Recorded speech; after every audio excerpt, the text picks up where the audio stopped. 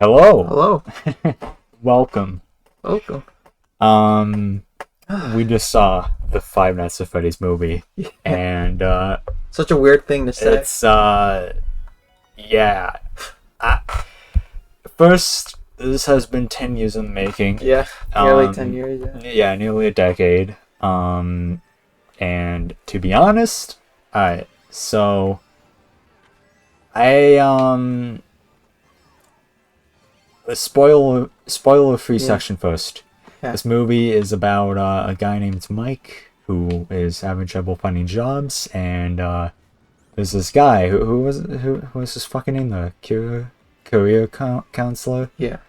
What's his name? It was like Steve something. Steve Ragnarok or whatever. Steve from Minecraft. Yeah, and we'll just call him Shaggy. Shaggy gives him like this job, a security job, at a abandoned, I guess, like pizzeria. Yeah.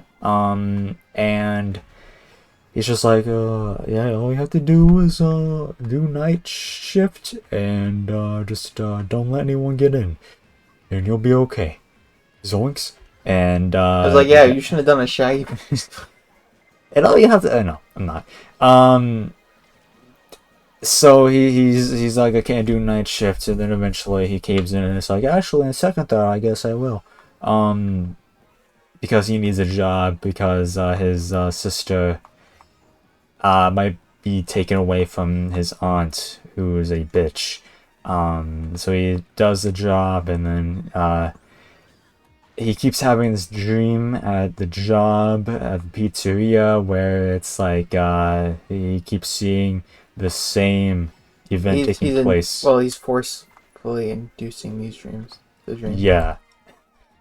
Well, it's basically his brother being kidnapped or some shit. Spoiler-free section, my ass. Yeah. It was in the trailers, actually. You could see a child being kidnapped. So not really a spoiler, bitch. It's his brother though, so that's the spoiler. Spoiler free section is over. The guy who actually gave him the job is William Afton. I had a hunch. I actually didn't. I got some things right. Like I didn't really trust the babysitter, to be honest, but I also thought that she had like a little crush on Mike as well. Mm-hmm. Which I don't know if that's good to say, because who knows how old Max is, the babysitter. I don't know. I don't know if she's like a teenager or anything. But I did predict that they were gonna do something with Abby, and I think that was in the trailer too. I think how many were there? Like 2 trailers or something? I don't know. Shit? I don't recall that they were gonna do anything with like spring. I think that was like what everyone was guessing, that they were gonna do something with the kid, because like Abby was in like a lot of the marketing. Yeah. I have no idea. Let's see. Yeah, I mean, I think my only gripes with this movie is that in like the middle, Yep. it just Got too goofy. was like, what is this? Yep. What is going on? Mm-hmm.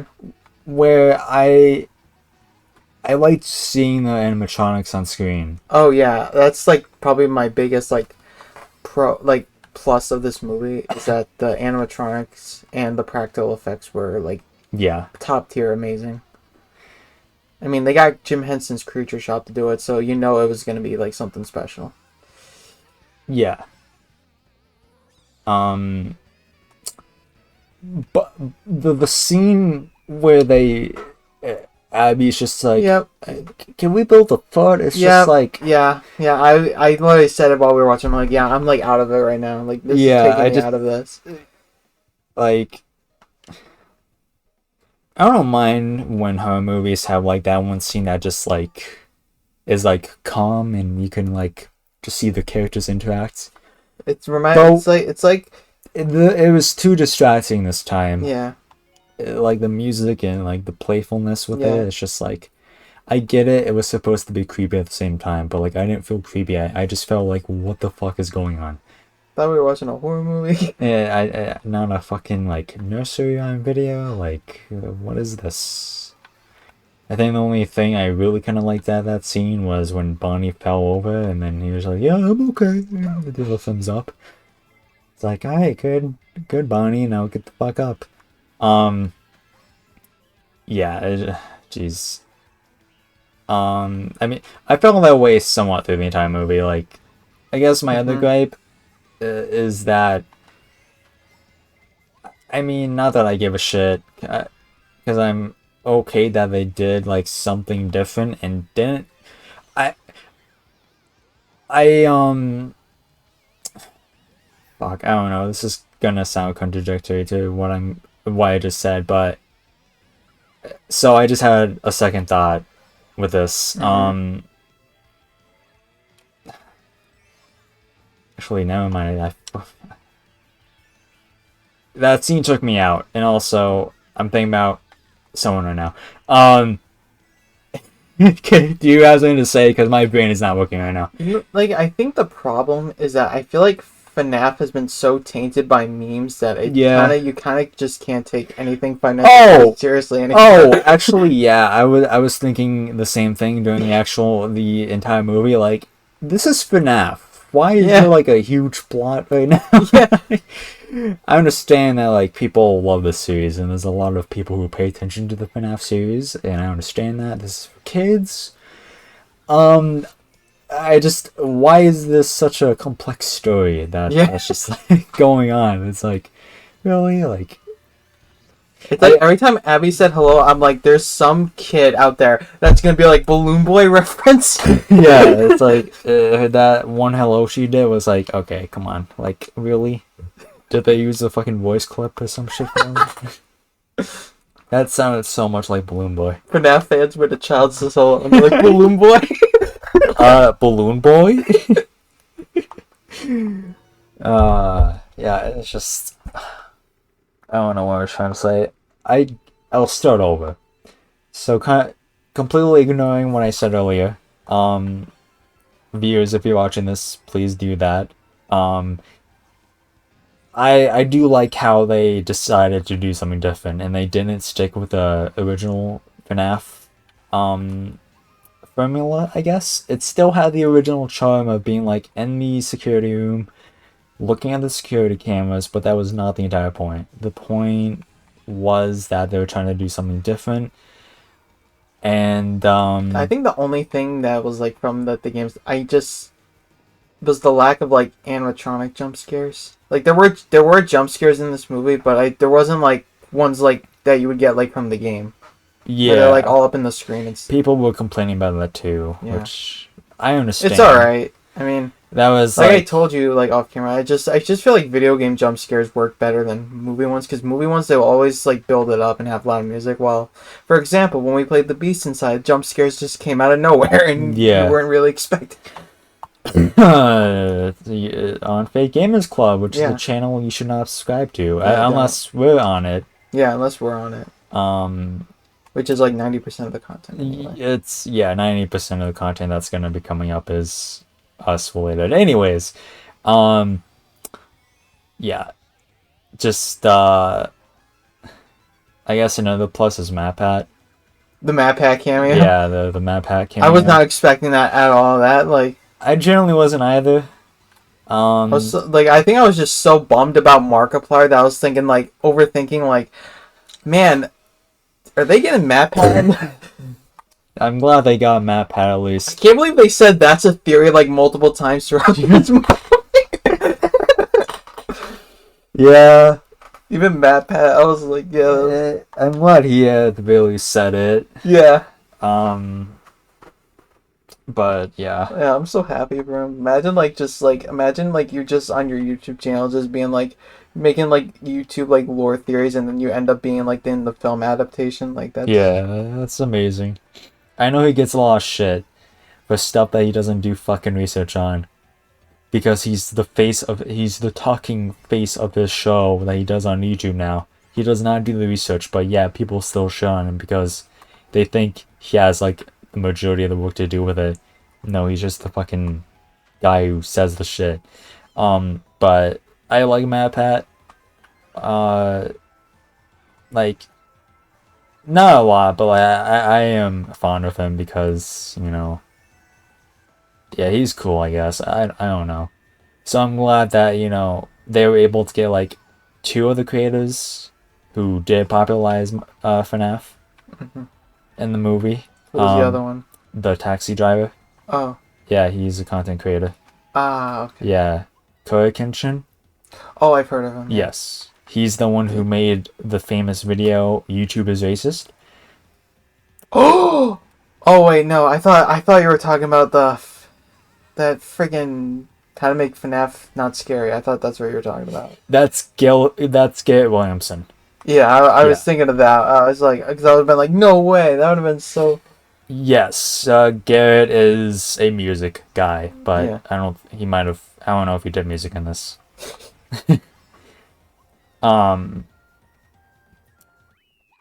Yeah, I'm pretty sure Curry himself wasn't really a part of the first wave of people who did FNAF. I've never even really seen a Curry FNAF video ever, but I guess he's in it, I guess. Just some YouTube representation, I guess. But, you know. Yeah. The final scene. The final act. The final act, yeah. That was probably the best. That was the best part Wow, of the it movie. actually felt like a horror movie. Yeah. Like survival horror. I was literally, when we were watching it, I literally told you, like, this is fucking hard as fuck. This is metal as fuck, dude. Yeah, like, one of another pluses, just Matthew Lillard is absolutely amazing. Yes. He's like, the fact he does not get as much work is, like, crazy. Yeah, he did fantastic in this movie. Like I said, he was channeling, like, Stu from, like, when he was Stu from, like, the first Scream movie. Like, he was, like, going, like, full out. And that's why I thought he was such a great choice for Springtrap. He plays psychotic people really well. Yeah. Shaggy, Stu. Yeah. Steve. Yeah. All the S names. If Matthew Lillard plays a character with an S name in any movie, you know that they're going to be psychotic as hell. Yeah. Yeah, he just has such an incredible range. He's like so talented. I don't know why he doesn't get work. He's like one of my favorite actors. If you could appear in a movie, like which character type would you want to do? I think I want to be like a psychotic person. I'd go for like literally I could go. I'm like so creative that I could probably do like anything. I could be a dashing hero, but I could also be like a full psychotic like villain. Yeah. I mean, we're both autistic, so we probably have like daydreams of like us like in movie roles. We're like we like are in like life or death situations. That's why I like if I had a better voice, like would love to be like a voice actor. You could do nerd characters, like nerd. But if you do like voice acting, you can pretty much play anybody. Yeah, it's just your voice. I think you do better like in little real life roles, maybe as like the nerd. Okay, Matt. No. I'm just saying your strong suit. No, that's not me being mean. Just. I know. But I was just saying, if I'm a voice actor, I know you don't like appearing on camera, so I know realistically, if you were in a movie, you'd probably be like not wanting like a big role too, right? Yeah. Yeah. I mean, the only thing I would, if I was like your height, I would love to do like silent, like slasher shit though. Be like the killer. Yeah, like strong, silent, just like walking around, and I love that shit. But yeah. I'm like short, so I wouldn't be as intimidating. Are there any short like serial killers movies? I feel like it has. I feel like they're all like 5'10" or above. Yeah. I mean, you could have like a Hunchback of Notre Dame situation, like make like the killer like short or something, you know. I mean, Hunchback of Notre Dame is public domain, so if someone wants to make a slasher villain, a slasher horror of the Hunchback of Notre Dame. That'd be. Yeah, that would be fantastic, and people should definitely do it. Castell as the role. I mean, he's great for the role. It's great to play that character. I love Quasimodo, so I probably would do it. And I do actually have a hunchback, so yeah. He's literally me, so.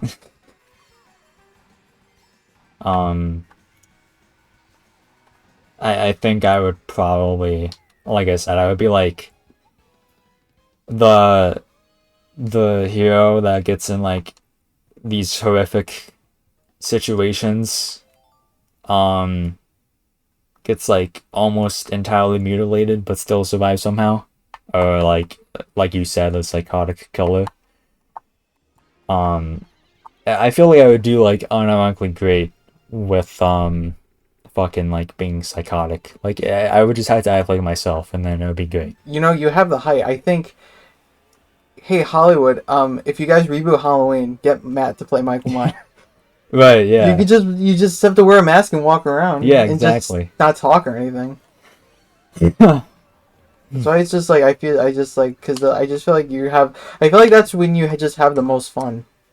When you're just like standing around, just like scaring people. Yeah. So I love that shit. Unrelated, but since it's like Halloween soon, I thought about this at work today. When I did go trick-or-treating as a child, you know that bush on my street, I guess, specifically, where it's the house next to mine, and then there's that White House. There's that bush that they cut down, I'm pretty sure. Where, like, one Halloween, we were just leaving the house, and then, this fucking guy came walking out in a gorilla suit. Out of the bush. And I was like, how could somebody do this on this day of the year? Really? They scared me like that, and I was just thinking today, like, that guy was fucking awesome. I'm glad he did that to me. How could anybody do this to a child on Halloween? I probably talked about it on FGC, but I went to a Halloween party in middle school. Yeah. And I dressed up as Jason. I did not talk the entire time. I literally just stood around, just like staring at people. You would do that though, even if you were Michael Myers, though. Yeah, the same. One and the same, yeah. Yeah. It's just one's just a little more aggressive. Yes.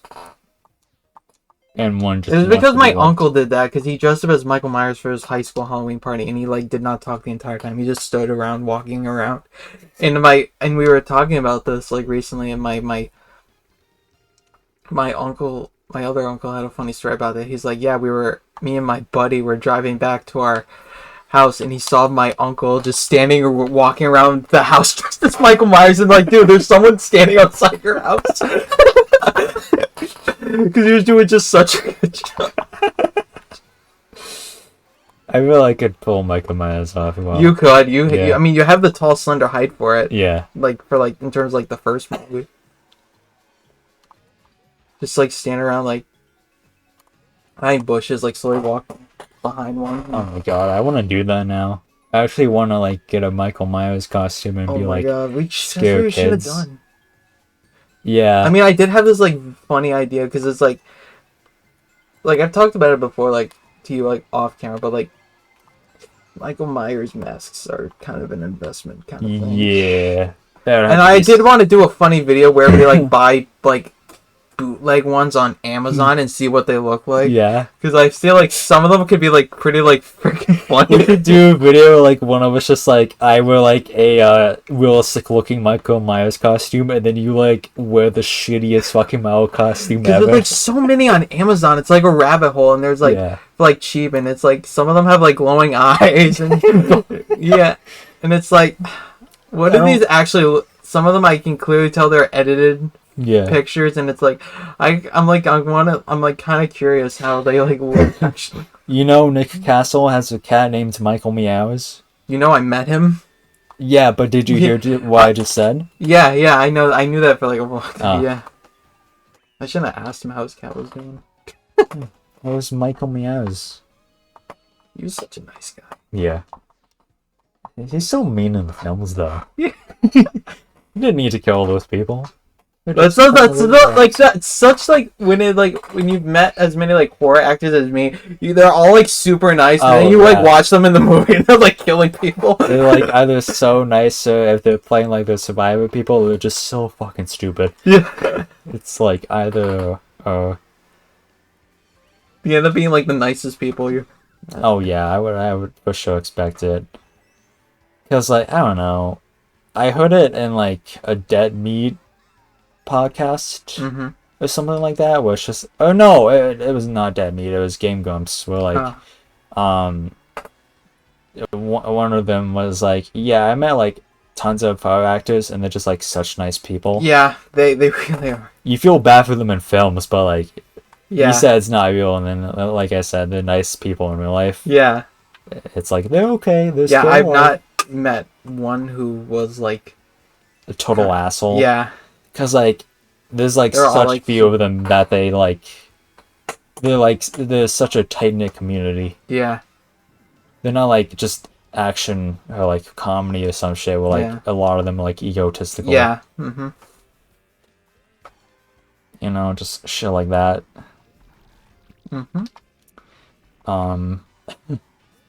We have done a shitty job at reviewing. There isn't really much to say. There isn't really much to say about this movie. You kind of just summed it up, basically. It's kind of everywhere, all over the place. Yeah. I would recommend it though. Yeah, it was good. It wasn't great, but it wasn't like I didn't think it broke any new ground or anything. I honestly didn't care that if it was gonna be trash or anything, because it took like so long to make. Right.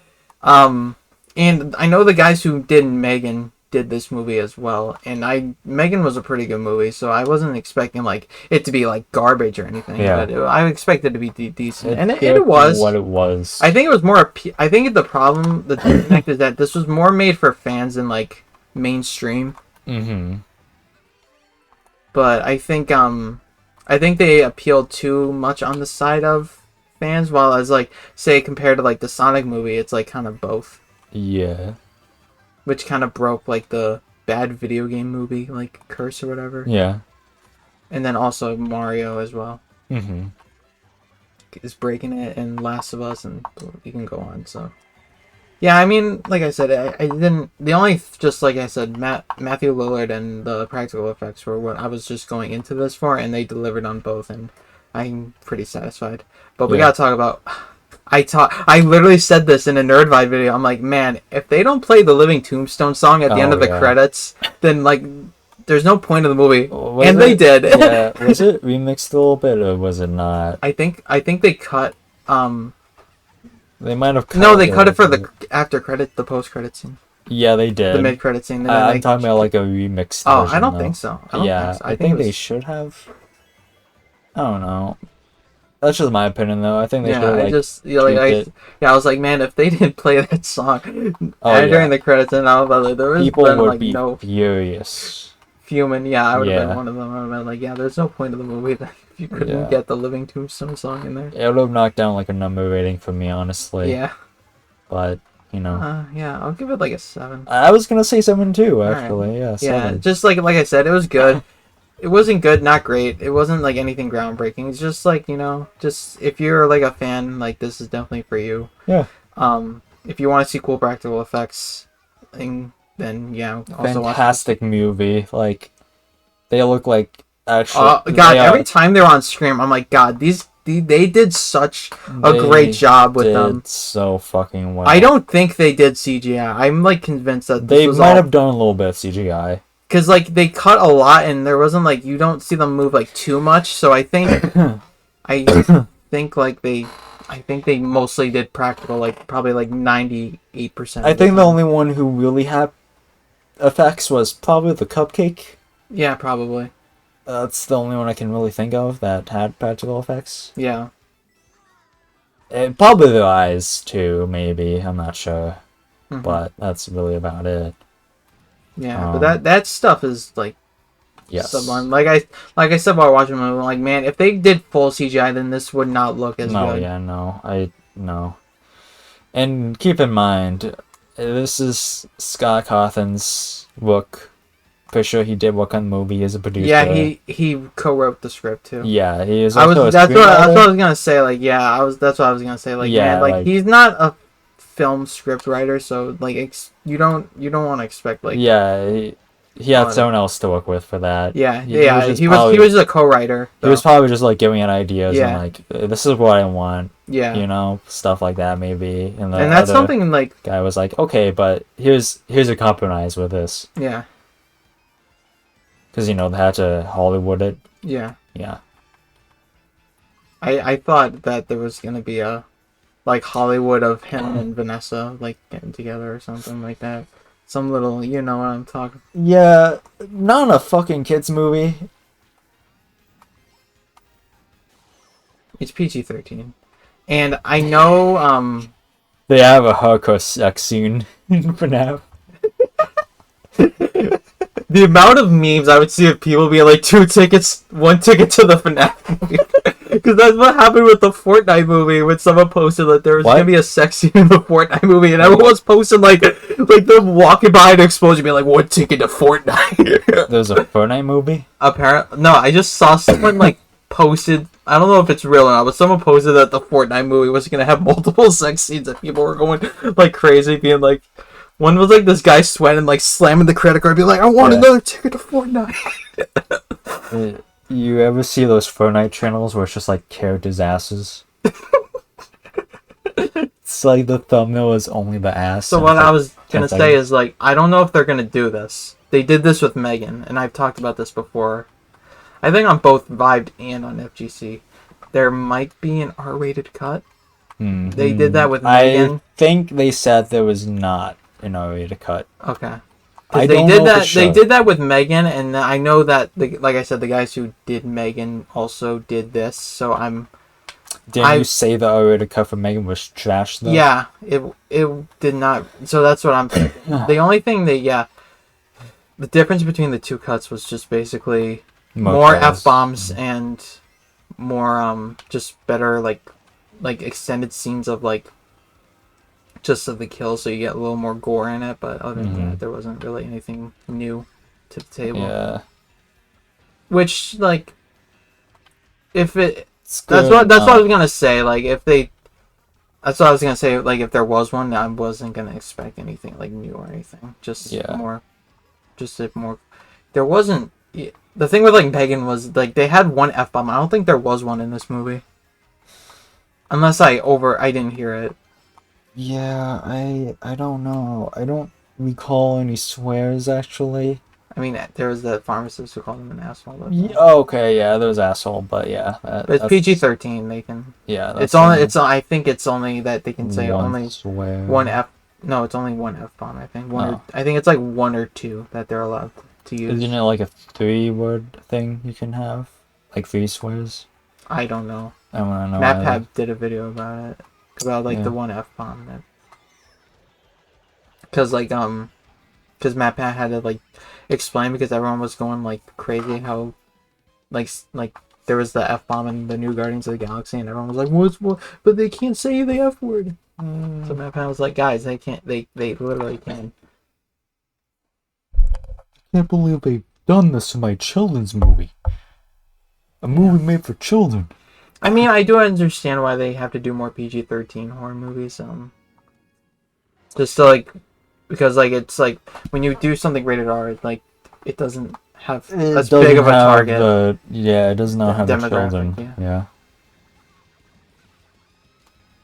So, yeah. That was the FNAF movie. Yeah. What else do you want to talk about on this? I think we should just both check in on how we're doing with our games. Oh yeah, sure. How far are you in Spider-Man? I am not. I just completed the story last night. Okay. And I'm like 91% done with like in overall game completion. 91 overall. 91%. So I'm like almost done with like the side quests and stuff. Okay. If you remember from like the when we played. Yeah. A couple things. I think some elements of the final story were kind of throwing me off a bit. I think because they adapted pretty much most of like the newer stuff with the symbiotes and Venom that really just like I'm not really a fan of, so it might grow on me, but just some elements that I was like, yeah, this isn't like what I was expecting.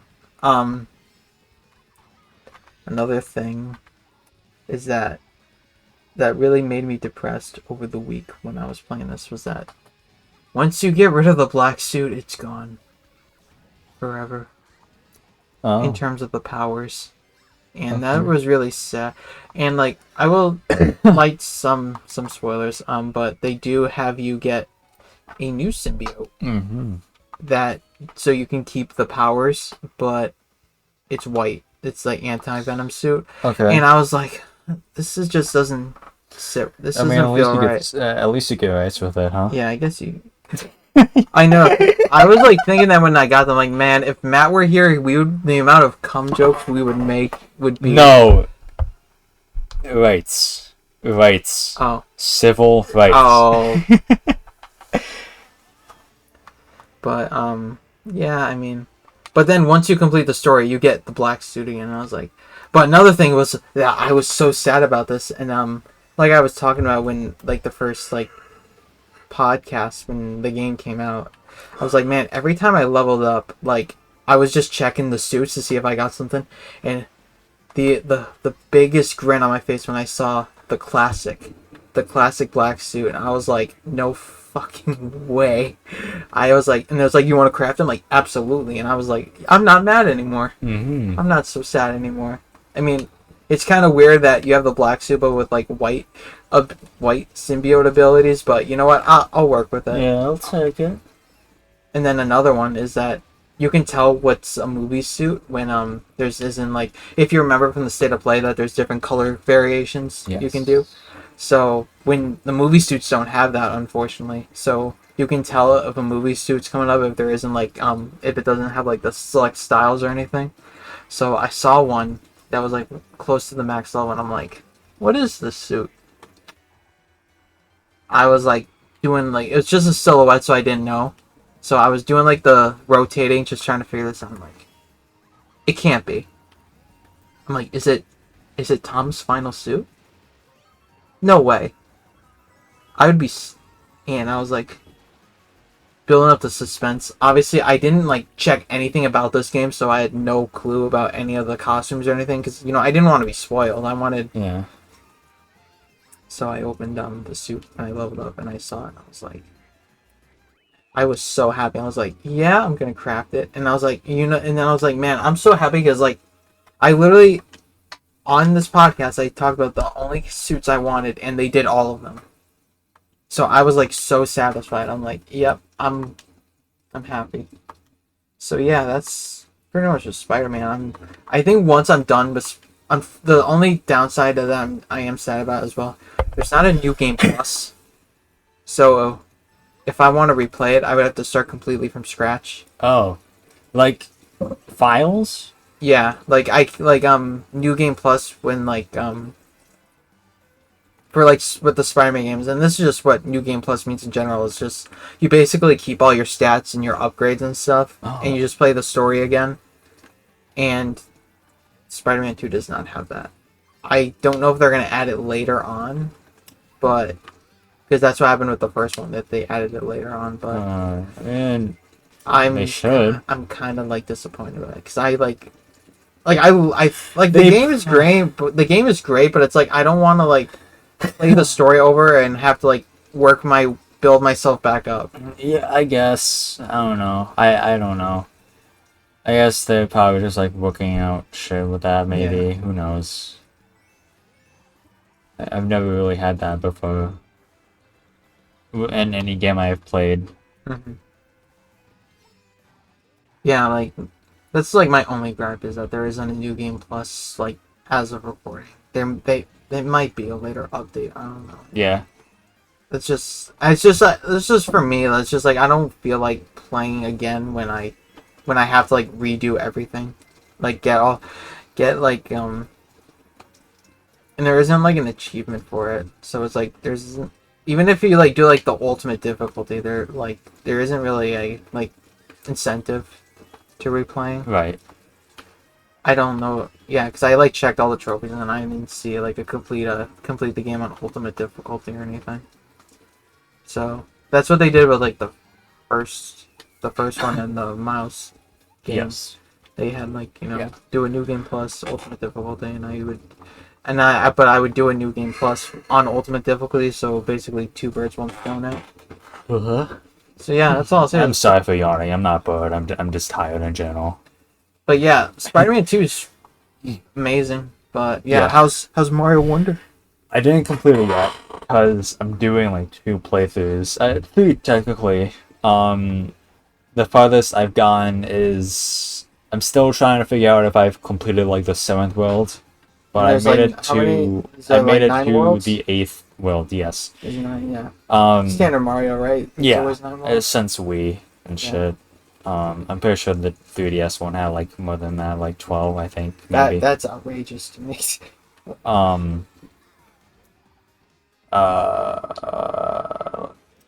Yeah, it's great. It's great. The online is phenomenal. I literally posted a clip of like my Let's Play of it on my main channel where like I helped like multiple people out in like a difficult like level. A level when I was playing blind personally. That took me like 30 minutes on my own. I literally also had like search up guides, so it's like that impossible. So yeah, the online multiplayer with random strangers is way better than I expected. It's actually really like, it's actually useful. Like I thought it was gonna be like people being assholes to each other and like not cooperating at all because that's what Mario Maker is like. Mario Maker 2, and it's not like that at all. It's really fantastic and enjoyable.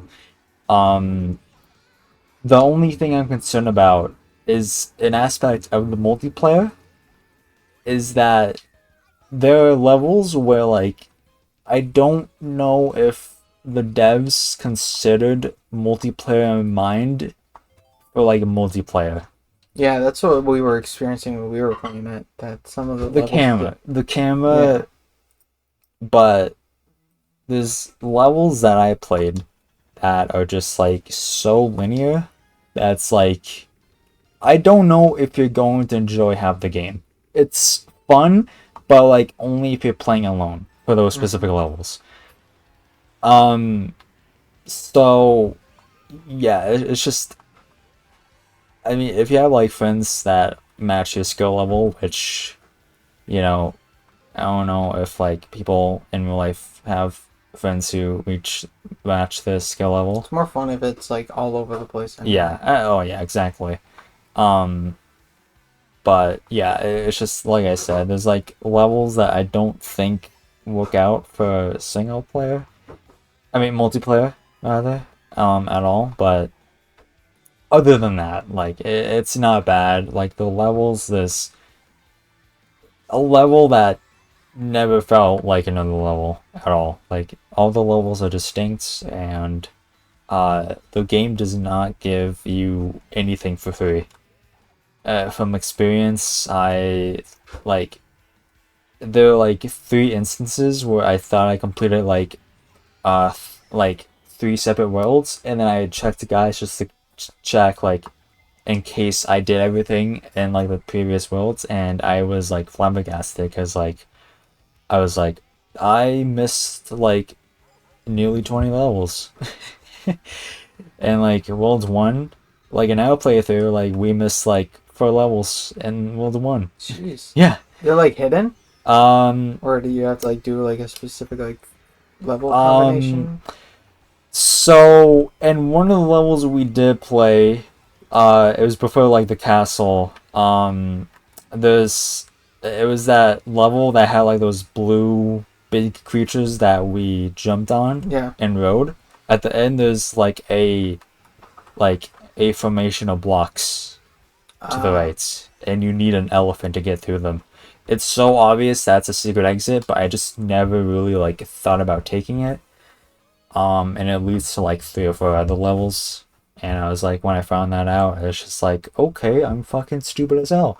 And like other secret exits in future worlds, like I think like World 6 and World 7. I'm not sure entirely. Yeah, it's just a game that is challenging even to like seasoned 2D Mario veterans like myself. Um, it's so great. It's like actually, listen, like I said in one of the recent videos on this channel, probably like the Vibecast as well. That's what it's called now? That's what I call it. I mean, that's Oh. not the official name. That is just what I fucking call it. In like a recent episode, I said that I love the new Super series so much, and it will always have a special place in my heart, even though like the general consensus of the series is looked down upon, especially now. But yeah, like it does feel refreshing that we do have levels that feel so unique and look so polished, and there's like all these different designs now, like backgrounds as well. It's like such a fantastic experience, and even though it's a 2D game, you can feel the atmosphere when you play through levels. And it's just so great. I'm having a fantastic time. Man, look at us.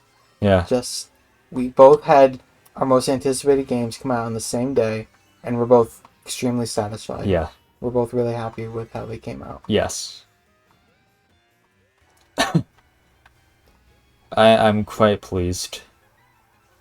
Yeah. You know, okay.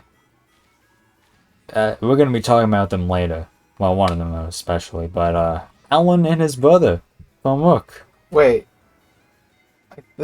You gotta save this. We can't talk. No. It's about Spider-Man. Oh, it is? Okay. Yeah. Him and his brother got Spider-Man. Yeah. His brother, that I know of, completed the entire game 100% on the weekend it came out. He's got like no time. He has way too much time then. I mean, I was maybe doing like 5 hours a night. He did not come to work on the Friday it came out. Like he was like up at like midnight and didn't go to sleep until like 7. His brother told me. That was literally me one of the weekends when it first came out. Yeah, that I did that. He's like the more like chill brother though. Like he isn't like Alan where he's like fucking annoying and goes out, but he's like the brother that does stay at home and shit. But yeah. So yeah, I don't know for sure. He might have like spent like Monday or Tuesday also playing it just to like get little things maybe, because I don't remember when they told me this, but yeah, I would think like, let alone even if you did complete it within the week, that is probably still amazing maybe. Yeah, like I said, it's been a week since it came out and I'm like 91%. Yeah. I put a lot of time in. I just have to do a couple like small things and side stuff, and then I'll pretty much be done. And then I'm probably gonna go back to playing Alice on Nightmare difficulty until the new RoboCop game comes out. Yeah. Because like honestly, like I thought like the new Mortal Kombat's great, but there's just some parts that just leave me like bored. Yeah. I don't know why. Oh yeah, I think oh no, I think the first DLC, I think Omni-Man's coming out next month too. So I do have to go back to Mortal Kombat and spend $40 on the character, the combat pack. Right. Yeah.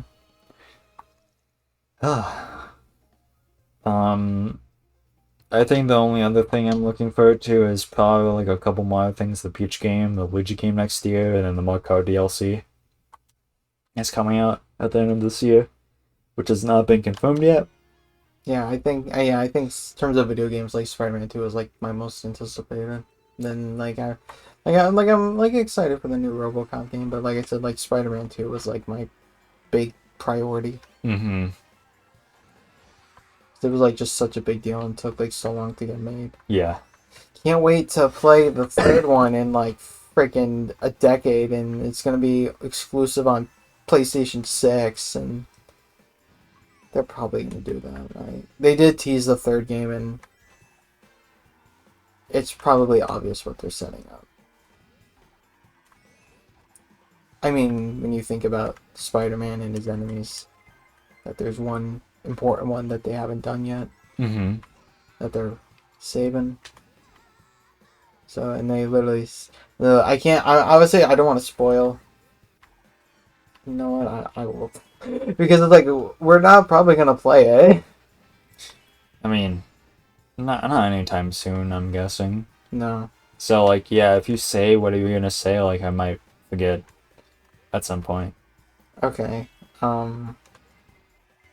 So I give you full permission. Okay. To a game that I will never probably play myself. Alright, I'll go.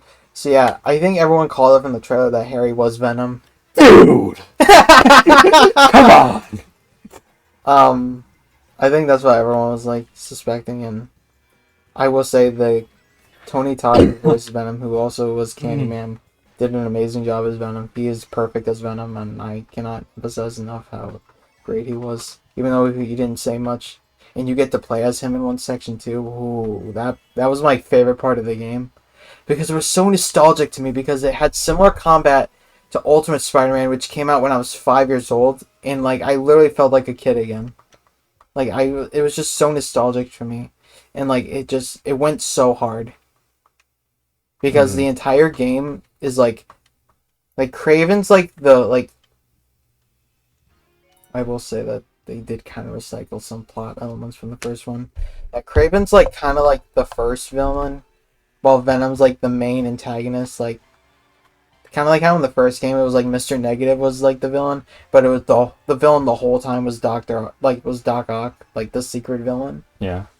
I guess, and that was, although this one was obviously not so secret because they do like the black suit and stuff. So, but yeah, it was this whole thing that he was. I think they were adapting the story Kraven's Last Hunt, and they had him that he's dying from cancer, but he doesn't want to die in sickness. He wants to die in combat, which is like metal as fuck. Yeah. And he fights Venom, and he like shows up like shield and everything. He's like, "You're finally like the opponent I'm looking for. Like, give me a fight." And then like obviously Venom beats him and kills him. And like his final words, he just says thank you, and Venom rips his fucking head off. Jesus. He like bites his head off, and you see like the blood in his teeth, and it's like, damn. Well, like this was so fucking awesome. I would have forgot everything you just said. Yeah. Yeah. But yeah. So final battle, like there was like this whole final battle with Venom, and this whole like Venom wants to like. It was said in the trailer, but Venom's influencing Harry that he like him like infecting the world with symbiotes is gonna pretty much save the world. Yeah. And that's what Harry's like all about. He's like, I want to make things right. So, you know, but Harry and Venom were just so entangled that like the big conflict was that Dr. Connors, the lizard, was basically like, dude, like he tells Spider-Man, like, you're gonna have to kill Harry. You're gonna have to kill your best friend. Like, you can't separate them, and they're too entangled. And obviously, Spider-Man being who he is like, I can't do that. I will do everything I can to save him. But they do manage to get the symbiote off him. But unfortunately, because of this entanglement, that he ends up in a coma, and Norman's not happy about that and blames Spider-Man. So I think you know where this is going. Oh yeah. Okay. Yeah. Okay. Ah. But I'm glad how Spider-Man recycles the same 8 villains. Yeah. Every time they do something. Aren't there like 100 other villains they have, and they just don't use them for some reason or some shit? Cool. Okay. Yeah, just recycle the same 5 fucking guys. It's because they're more popular. That's why. I guess, but like make other guys more popular too by using. I mean, they did make like Mr. Negative like an extremely obscure villain, like kind of relevant. Yeah, so do that with other guys. Yeah. See what happened with him? Good, yeah. But obviously, so this post-credit scene was, Norman visits, Dr. Octopus in the raft. Doc Ock? Yeah. Okay. And he's just like, Spider-Man, he destroyed my son and everything. And obviously Doc Ock's being like, fuck off. I fucking hate you, because, if you remember from the first game, he was, Doc Ock's whole motivation was to get rid of Norman. Oh. And, so yeah. But then Norman notices Doc Ock is writing a book, and he was like, that's the final chapter. And I was like, yep, so the third game's gonna be the last game. And if he's talking to Doc Ock, that means they're gonna do Superior Spider-Man, which was one of the stupidest comic books of all time. And if you want to know what that was, Dr. Octopus and Spider-Man switched bodies, and then Doc Ock in Spider-Man's body kills Peter in Doc Ock's body, and he becomes Spider-Man for a bit, and until like Peter came back, because everyone was like, yeah, we want Peter Parker back. Like, well, technically he never left, but he, like, him and Doc Ock is literally piloting his body. So that's what I literally called that from the first game. That's what they were probably gonna do at some point, and it seems like they might do that. And obviously Green Goblin, which I'm pretty much excited for, because it's like, I mean, I do understand what you're talking about, like the same nine villains, but like, dude, like Green Goblin's like is like his arch enemy. Like they have to do Green Goblin. They're all great. Don't get me wrong, but like I said, just the other people. That's it. Yeah. I'm not gonna reiterate my words. Yeah. Another cool, like they did like, in this game they did like Lizard, Mysterio. They did set up Carnage too, which was amazing as well.